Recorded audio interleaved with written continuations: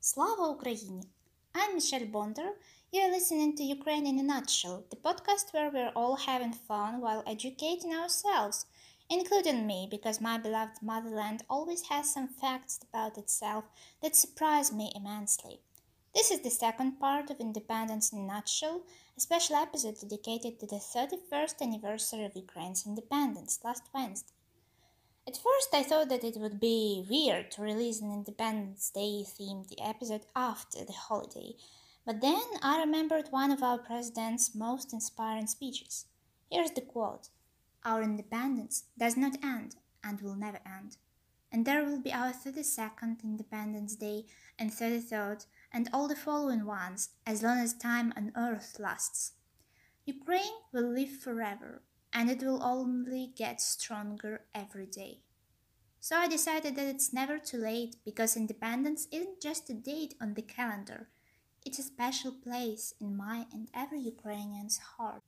Also, it's a big day for me today because my application to my dream university was finally accepted, and probably in honor of that, Taylor Swift announced her new album.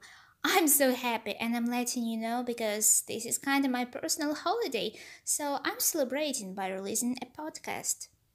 Well, let's start, or better, continue our journey through independent Ukraine's history. In 2007, the new system of final exams was first presented. It's called External Independent Evaluation. Even here, there is independence. And this system has been functioning ever since. And it was tested on me last month, lol. In a nutshell, high school senior students all pass the same exams on the same appointed dates to avoid biased evaluations at schools or universities and too easy or too difficult tasks on local exams. This reform made bribes impossible in the entrance campaign, and it's really important because in the USSR, corruption at universities was as common as Russification and glorification of Lenin. Also, in 2007, Elton John went to Kiev and gave a concert on the Square of Independence. I mention this because it's a major event in Ukrainian history and what they teach you at school. Oh, that's a joke, of course, just a fun fact for you to know. Though I wouldn't mind learning about concerts at school. In 2008, Ukraine became a member of the World Trade Organization. It was a result of years of negotiations, because joining it was a priority for Ukraine's foreign economic policy to attract more investments. For now, membership in the World Trade Organization has become an almost mandatory condition for any country seeking to integrate into the world economy. So Ukraine joined it kinda before it was mainstream. Imagine, the organization was created in 1995 and Ukraine initiated its membership in 1993. Another important event in 2008 was that Canada and the European Parliament recognized the Holodomor, or the Great Starvation, as an act of genocide against Ukrainians. The Holodomor was one of the most tragic pages in Ukrainian history, when in 1932-33, Soviet government killed approximately 7 million Ukrainians by confiscating all harvest and food from them. It was done so that Ukrainian villagers, weakened by hunger and loss, never resist the Soviet regime again. Interestingly, Raphael Lemkin, a Polish-Ukrainian Jewish historian who created the term genocide, used the Holodomor as an example of genocide in his works, but it was recognized as such many, many years later. In 2009, there was another gas war with Russia. That's all you need to know about the degree of friendliness in Ukraine-Russia relations. Even before the war in 2022 or 2014, they were very toxic, to say the least. In 2010, there was another presidential election. Usually they're extremely boring, but not in Ukraine. This time there were two rounds, and in the second round the candidates were Yulia Tymoshenko, formerly from the Yushchenko party, and already familiar to you, or even notorious, Viktor Yanukovych. This time he won though. More importantly, he was legit elected. Despite the obvious reason to avoid this guy in all government positions possible, Ukrainians chose him to rule the whole damn country. Experts associate this decision with disappointment in the previous government of Yushchenko. People disliked the chaos in the political system and disagreement among the coalition and hoped that a new candidate will fix it. Still, how Ukrainians chose a candidate against who they made a whole revolution 5 years ago seems the most ineffable thing in Ukrainian politics to me. Yanukovych showed who he is in the first year of his presidency. In April 2010, he and Russia's president signed an agreement that prolonged the location of the Russian fleet in Sevastopol, Crimea, for 25 more years. If you recall the 90s agreement from part 1 of this episode, this means that Russian ships and troops were supposed to be in Ukraine until 2042. Yanukovych did what we call zrada, betrayal, or even treason, in exchange for a gas discount. In years to come, Yanukovych will continue his pro-Russian and anti-Ukrainian policy, making himself the most cringe-worthy president in Ukrainian history. I didn't mention Yulia Tymoshenko just to confuse you with a lot of names. In 2011, she was convicted of treason and imprisoned. The international community saw this as Yanukovych's attempt to get rid of his possible political opponents, which it obviously was. Tymoshenko was recognized as a political prisoner worldwide. Yanukovych's regime was becoming authoritarian. 2012, Ukraine and Poland held Euro 2012, the football championship among European countries. This, unlike Elton John or anybody else's concerts, was put into history books, which says a lot about society. Joking, actually, it was important for Ukrainian infrastructure. Throughout the country, stadiums, roads, and the whole airport in Donetsk were built to receive the guests properly. By the way, the airport was completely destroyed 2 years later, after the 2014 Russian invasion. Some countries were about to boycott the championship because of political persecution and restriction on freedom of speech in Ukraine, but then came anyway. Also in 2012, the parliament adopted a law that significantly widened the sphere of Russian language usage. Society was mostly against this outright Russification, but who listened to them? Certainly not Yanukovych, who couldn't even speak Ukrainian properly, like all his government. Zrada, all over again. On the 21st of November 2013, the president was supposed to sign the association with the European Union, a long-awaited event for many Ukrainians. Instead, he suddenly refused. It is said that before the summit he had a secret meeting with Putin that influenced his decision. This led to protests in Kiev called Euromaidan on the Square of Independence. Maidan is the Ukrainian for square. The protests were civilized and peaceful. People on the streets, mostly students, simply showed their disagreement with the government's decision. But on the night of the 30th of November, the police brutally beat the protesters. This was the last straw for Ukrainians. We were fed up with Yanukovych's arbitrariness and the authoritarian regime, which was becoming totalitarian, like in Russia. This day is considered the beginning of the Revolution of Dignity, when the people of Ukraine rebelled against the limitation of their freedom.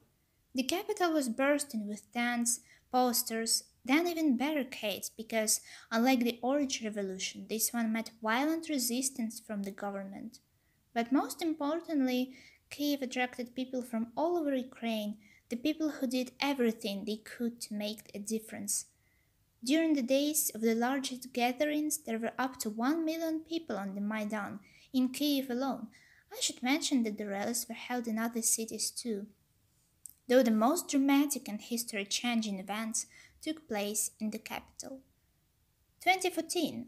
Needless to say that the government wasn't going to fulfill the demands of the protesters unless they were made to. That's why many people saw the new year in the tents on the Maidan, never going to give up. In late January, the confrontation got more serious. The government used force again. This time there were dead victims. In total, 106 protesters were killed by the regime in the Revolution of Dignity, among them Belarus and Georgia citizens. They are officially called the Heavenly 100 and are honored as heroes by the Ukrainian people. If you want a more detailed chronicle of the revolution events, you should watch the Ukrainian American documentary Winter on Fire. It's on Netflix, available in English. I just want to add that as a result, on the 22nd of February the revolution won, and Yanukovych shamefully fled to Russia, where he lives until this day. By the way, I didn't mention Russia in quite a while. Maybe after the revolution they left us alone. If only. When Ukraine was at its most vulnerable, Russia occupied Crimea without a fight. It was easy for them because there were Russian troops in Crimea already, unfortunately legally based. In March, they held a pseudo-referendum on whether the people of Crimea wanted to join Russia, violating all international protocols possible and Ukrainian sovereignty. Obviously, it was falsified and not recognized by the civilized world. Then Russia invaded east of Ukraine, and for many years they denied the location of their troops there, talking crap about a civil war in Ukraine between the Kiev regime and eastern separatists. It was proved later that the Russian plan was to conquer if not the whole Ukraine, but at least all the regions in the east and south. There were coups in Odessa, Kharkiv, and Dnipro, my native city, similar to those in Donetsk and Luhansk, the cities that were successfully occupied. Fortunately, Ukraine managed to stop the invasion, but after a year of the hot phase of the war and significant territorial changes, the conflict was frozen. For 8 years, Ukraine participated in ineffective negotiations and lived in fear that one day Russia might want more. Nevertheless, in such stressful conditions, the newly elected Ukrainian President Petro Poroshenko managed to sign that very association with the EU in June 2014. Funnily enough, he signed it with Yanukovych's pen, the one he was supposed to use in November 2013, at the beginning of everything. 2015 was the year of the active warfare. Russia vetoed the Malaysian Boeing Downing investigation. The airplane with almost 300 people on board was shot down by a Russian missile over Donetsk in July 2014. There were no survivors, making it the deadliest airliner shoot-down incident.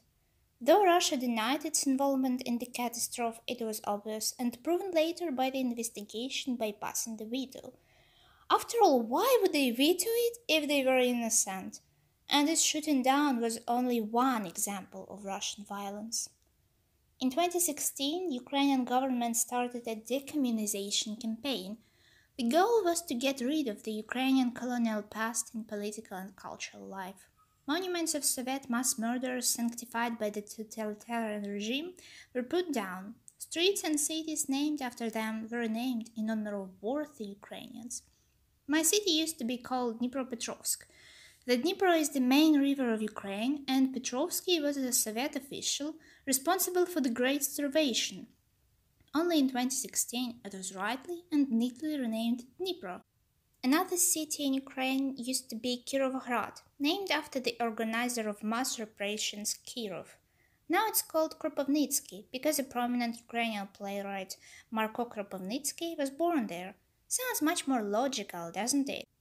In 2017, Ukraine signed an agreement with the EU about the visa-free regime. It was another big step towards reuniting with Europe.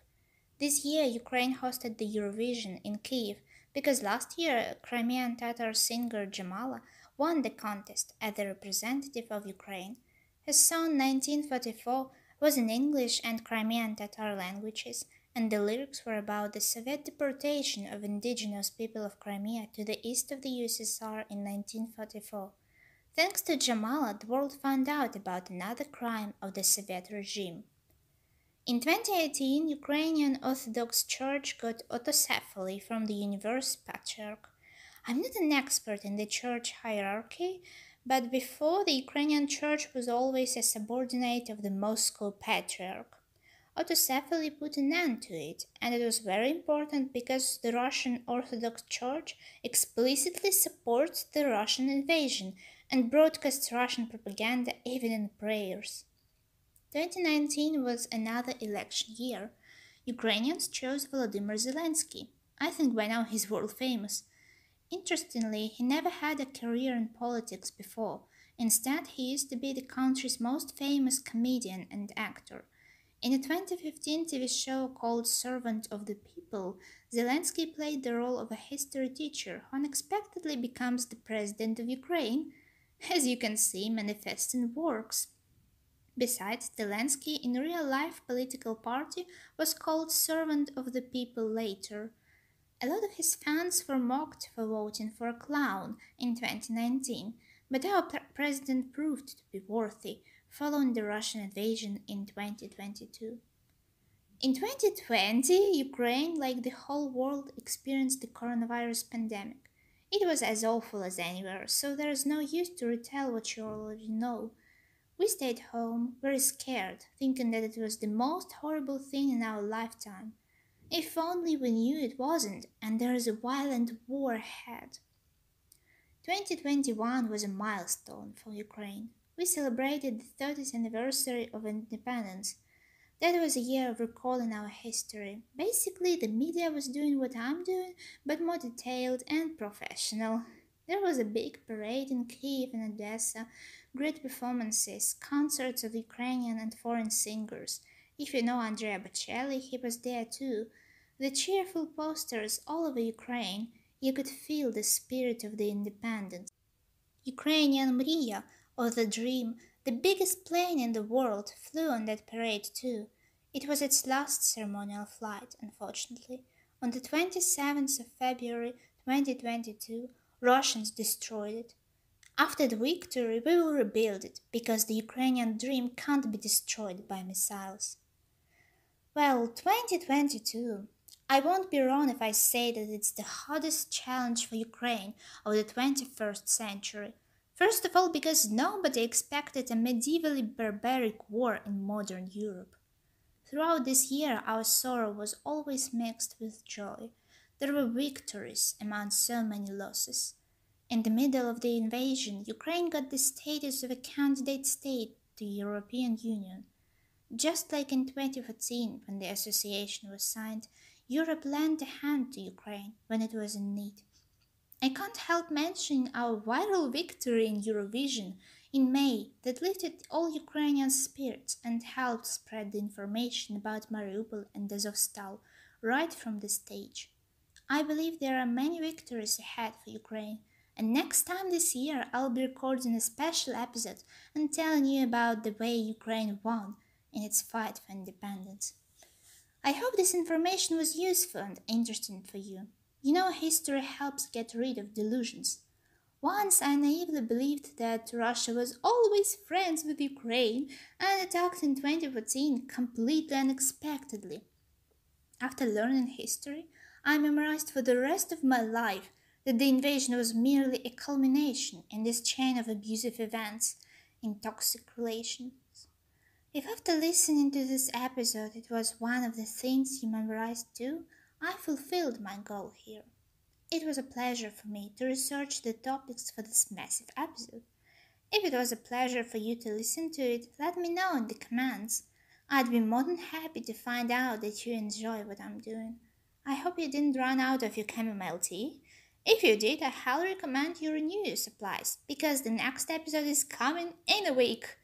Though it won't be as depressing as this one, because we'll talk about Ukraine's character development. Many foreigners underestimate Ukraine as a modern, technologically developed country, thinking that it's the same as in the USSR. I'll debunk this stereotype next time, because Ukraine is definitely more modern than you think. See you next Monday. Glory to Ukraine.